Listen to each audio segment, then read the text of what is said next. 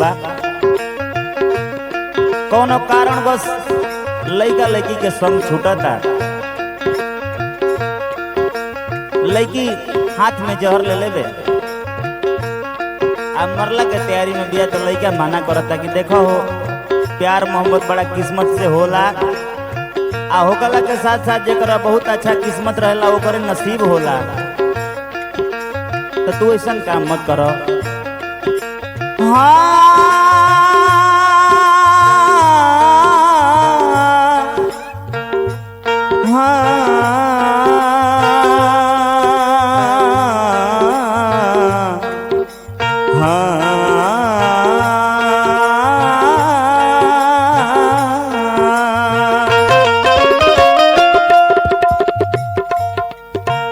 सुनाए जान तुहर,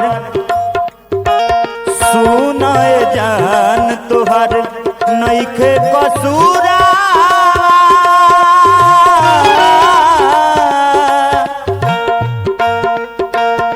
सुनाए जान तुहर नइखे कसूरा,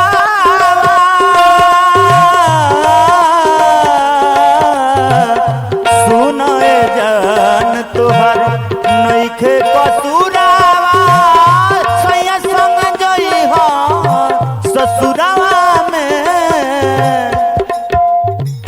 हाथ के लकीर तो दिलवे में नहीं खूब, हाथ के लकीर तो दिलवे में नहीं खूब, पिया जन महुरावा के है जान।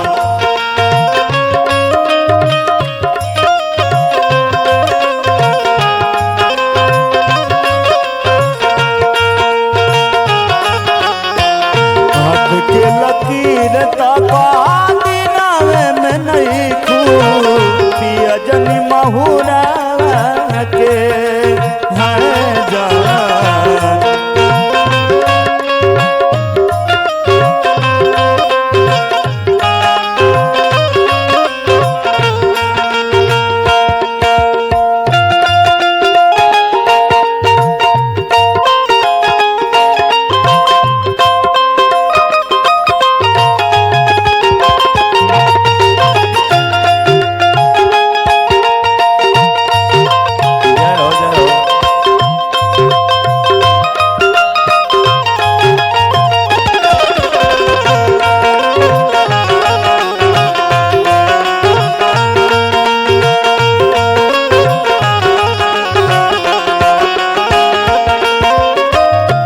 लड़का कहता कि प्यार को तब तक प्यार करो जब तक प्यार आपसे प्यार करे।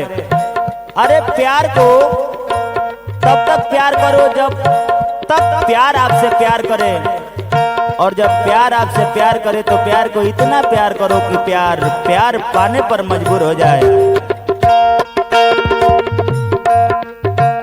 जननी न जान हमारा संग करबू धोखा,